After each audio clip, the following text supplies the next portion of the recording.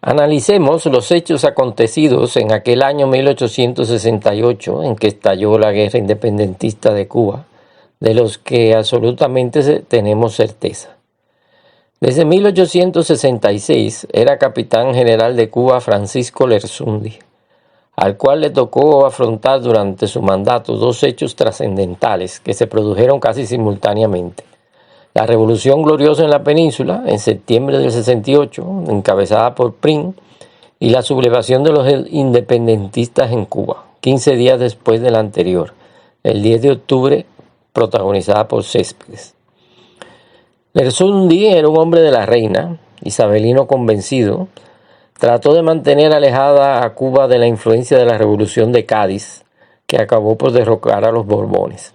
El 10 de octubre, fecha de cumpleaños de la reina, quizás en los mismos instantes en que se producía el grito de rebelión de Céspedes, Lersundi celebraba en La Habana el cumpleaños de Isabel II, con la ceremonia del besamanos en el Salón del Trono del Palacio de Gobierno en La Habana. Ataviado con su uniforme de gala, al pie de un enorme retrato de doña Isabel, rendía él mismo y exigía a todos que rindiesen homenaje como soberana de la nación a una reina destronada y exiliada. Prim y sus cofrades pues no sabían bien en dónde estaba la verdadera insurrección, si en Yara, en el oriente del país, de la isla, o en el Palacio de Gobierno de La Habana. El alzamiento independentista cogió por sorpresa a Lersundi, pendiente de los importantes sucesos políticos en la península. No estaba preparado. En la isla solo había 7.000 soldados regulares, de los 28.000 que normalmente formaban su guarnición. Prim no se fiaba de Lersundi. En una ocasión, meses después, le escribió en una carta: «Es notorio que usted está al frente de una conspiración encaminada a restablecer en el trono a Isabel II». El nuevo gobierno de Madrid no le envió refuerzos. Para paliar la insuficiencia de tropas, acudió al alistamiento de voluntarios y en un tiempo récord reclutó a 35.000 hombres, equipados y armados por los sectores contrarios a la independencia. Lersundi y sus allegados procuraron que estos voluntarios también fuesen de su cuerda, opuestos a las nuevas tendencias revolucionarias y reformistas que venían desde Madrid. Se reclutaron dependientes, negreros, carretoneros, en las bodegas, muelles y cocheras de la capital. Además del antagonismo político por el tema de la independencia, estos individuos profesaban un odio de clase hacia los ricos y aristócratas reformistas. Por ejemplo, Miguel Aldama, que era uno de los hombres más ricos de Cuba, el conde de Pozos Dulces, José Morales Lemus y otros.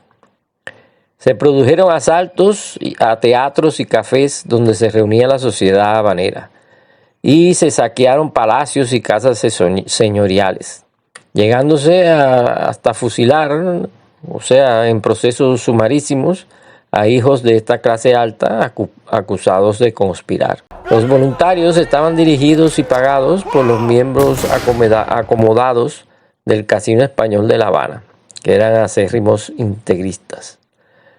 Los que en la isla deseaban reformas y más libertad y esperaban la llegada a Cuba desde la península de la Revolución Liberal, se vieron defraudados. Al verse perseguidos y amenazados por los voluntarios que Lersundi había hecho dueño de la ciudad y que proclamaban al sostener al viejo régimen, al statu quo y sobre todo la esclavitud.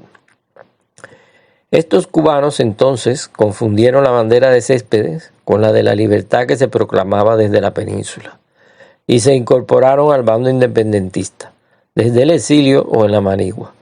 De este modo la revuelta ganó muchos adeptos y se extendió por los departamentos oriental y central de Cuba.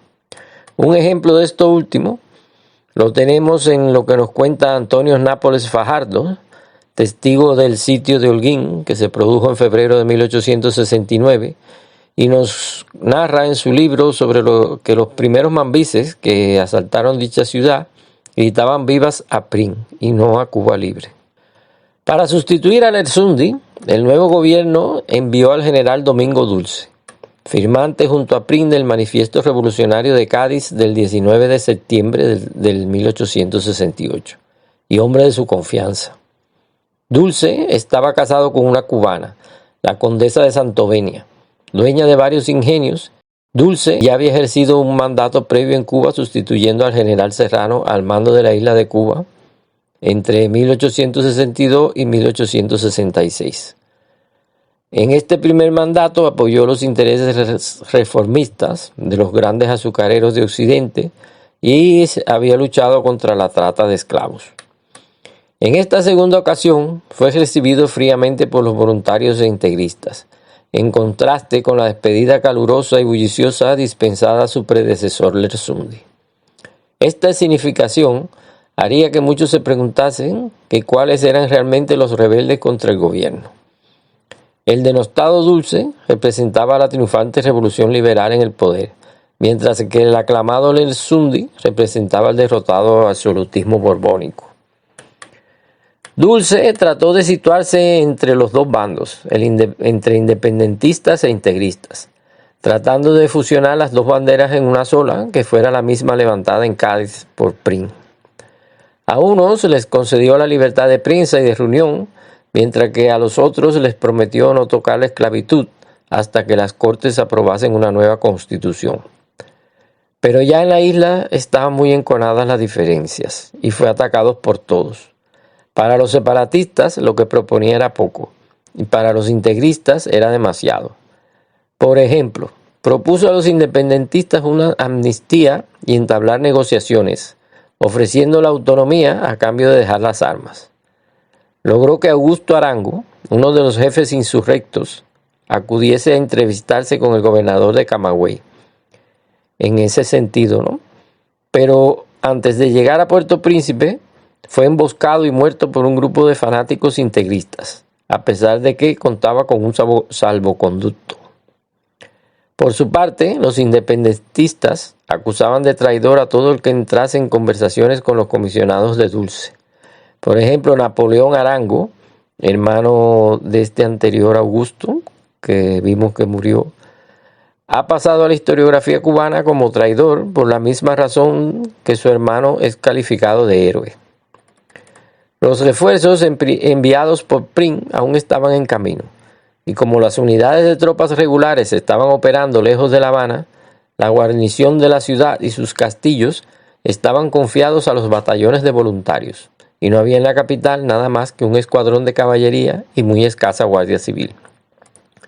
Esta situación permitió que los voluntarios se impusiesen, hasta el extremo de llegar a cercar el propio palacio de la Capitanía General, y forzar a dimitir a la primera autoridad. Todo un golpe de Estado. Domingo Dulce, enfermo y desilusionado, fue obligado a partir al día siguiente.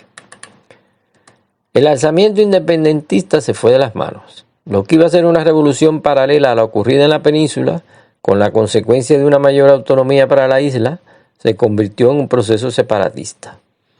Dulce fue sustituido interinamente por Blas de Villate de la Hera, conde de Balmaceda, general segundo cabo, que era partidario de la línea dura en la guerra. El general Caballero de Rodas, otro firmante del Manifiesto Revolucionario de Cádiz, fue enviado como gobernador a La Habana, pero no tuvo más éxito que su predecesor ante los designios del Casino Español y de los voluntarios habaneros.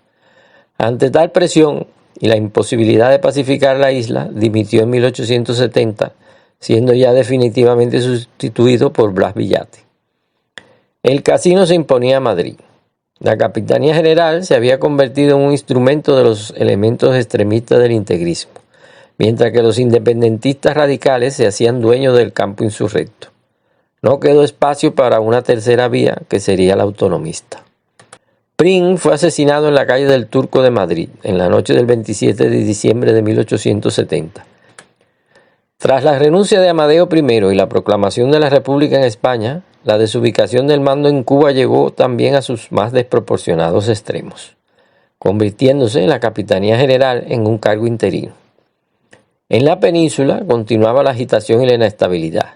En medio de conspiraciones y de otro alzamiento carlista, el gobierno no podía dedicar mucho tiempo ni recursos a la situación de la guerra en Cuba, que se prolongaba en el tiempo. Para sumar más inestabilidad, desde La Habana se conspiraba contra el gobierno de Madrid y se sufragaba la causa alfonsina. Con el pronunciamiento de Martínez Campos en Sagunto, se depuso la República y se proclamó la restauración borbónica en la persona de Alfonso XII, hijo de la depuesta Isabel II. Pero aún hubo que derrotar a los carlistas para lograr paz y tranquilidad en la península. El título de pacificador no se le otorgó a Martínez Campos por poner fin a la guerra de Cuba, como muchos creen en la isla, sino por haber pacificado primero a la península. Podemos concluir que la guerra en los campos de Cuba se prolongó durante 10 años. Abandonada su conducción por el gobierno, la guerra quedó en manos de los elementos más extremistas del integrismo y del independentismo, que desangraron y arruinaron el país. Finalmente, cuando el gobierno español pudo tomarse en serio la situación en Cuba y meter en cintura tanto a integristas como a independentistas, mediante la negociación o la fuerza, se puso fin a la contienda civil en Cuba de forma pacífica, mediante el Pacto del Zanjón, impulsado por Arsenio Martínez Campos, nombrado capitán general de Cuba en 1878.